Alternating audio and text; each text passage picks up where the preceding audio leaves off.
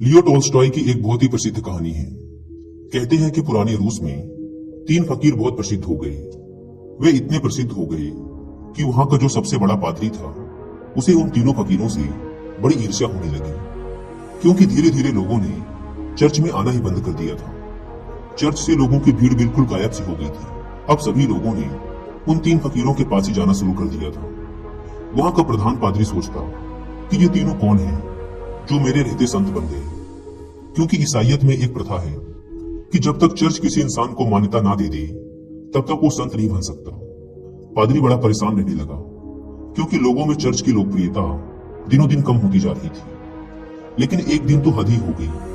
पादरी पूरे दिन चर्च में बैठा रहा, लेकिन एक भी व्यक्ति चर्च नहीं आया। पादरी के क्रोध का ठिकाना ना रहा। उसने निश्चय किया कि आज तो उन तीनों फकीरों की खैर नहीं, आज तो मैं उन तीनों को सबक सिखाकर ही रहूंगा।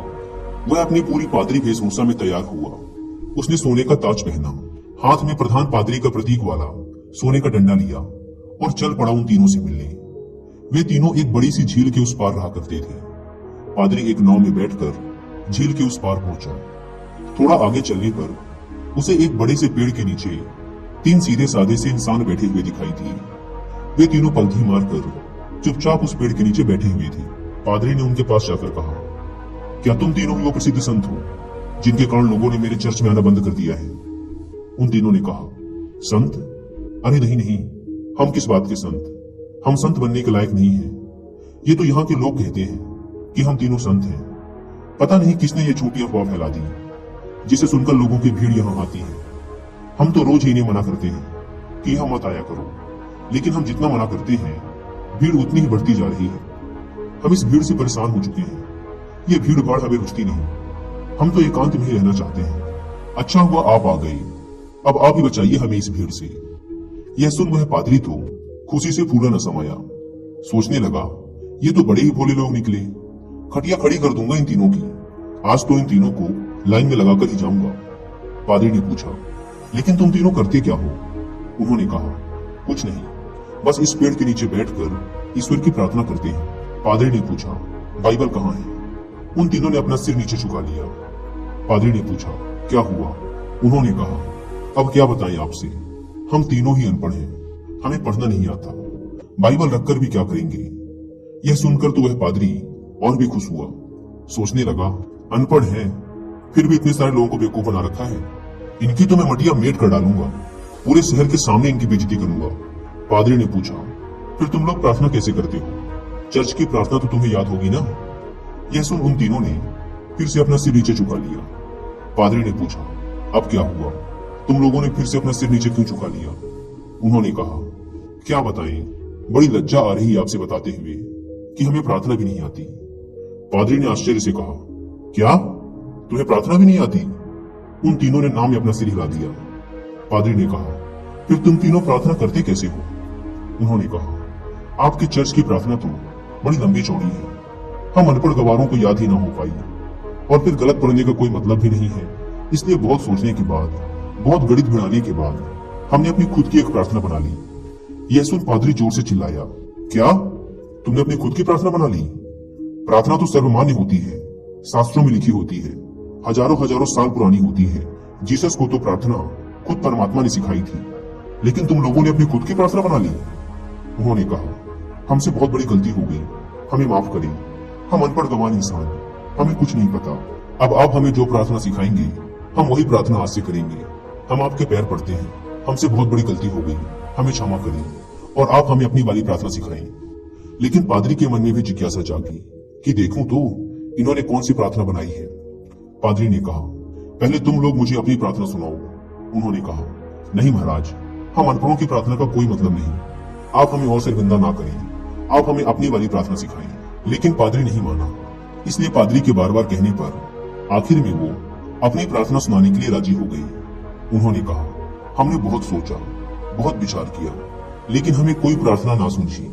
फिर हमें याद आया कि ईसाईयत में तो भगवान के तीन रूपों को माना गया है, इसलिए हमने इसी पर अपनी प्रार्थना बना दी।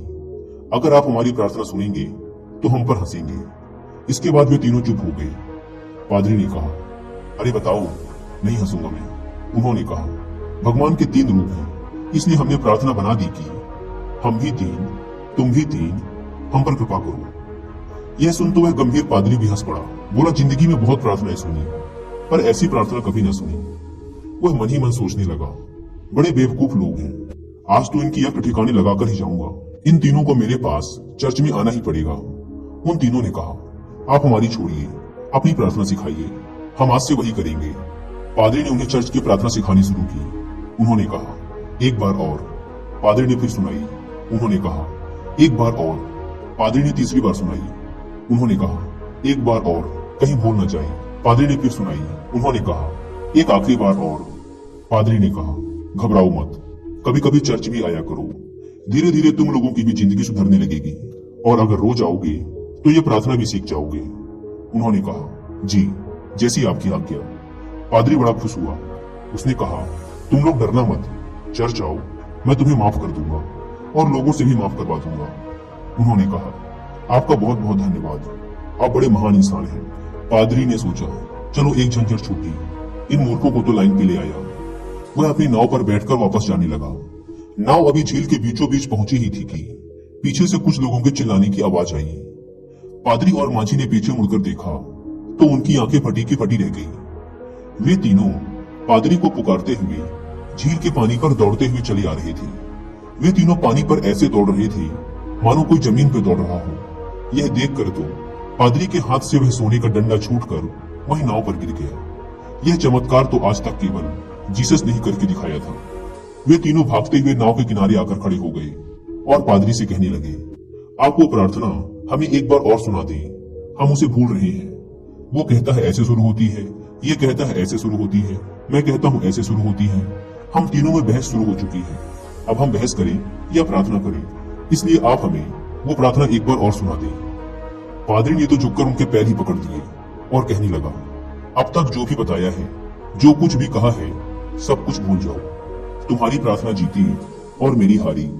तुम्हारी प्रार्थना ही श्रेष्ठ है। श्रेष्ठ है क्योंकि वह सुन ली गई है, और सच तो ये है कि अब से मैं भी तुम्हारी वाली ही प्रार्थना करूंगा। गलती तो मुझसे हुई है जो मैंने तुम्हारी प्रार्थना को कम समझा, जबकि कमी तो मेरी श्रद्धा, मेरी आस्था में थी, कमजोर तो मेरी प्रार्थना थी। इसलिए आप लोग मुझे क्षमा करें, बड़ा उपकार होगा। वे तीनों फकीर बोलते रहे कि आप एक बार हमें अपनी वाली प्रार्थना और सुना दें, लेकिन वह पादरी चुपचाप अपना सिर नीचे झुकाए वहां से चला गया। दोस्तों, अगर आप लियो टॉल्स्टॉय द्वारा लिखी और भी ऐसी कहानियां सुनना चाहते हैं तो आप इन्हें सुन सकते हैं कुकू एफएम ऐप पर। कुकू एफएम इंडिया का लीडिंग ऑडियो बुक प्लेटफॉर्म है, जहां पर आप कहानियों के अलावा self help books, religious books and famous personalities की बायोग्राफीज को भी ऑडियो फॉर्मेट में सुन सकते हैं, वो भी अपनी मनपसंद लैंग्वेज में।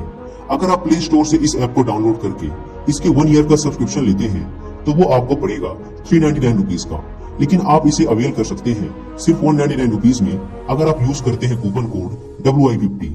लेकिन यह कूपन कोड सिर्फ पहले 250 लोगों के लिए ही वैलिड है, इसलिए देर ना करें। ऐप की link description and pin comment पर दी गई है, एक बार जाकर जरूर चेकआउट करें।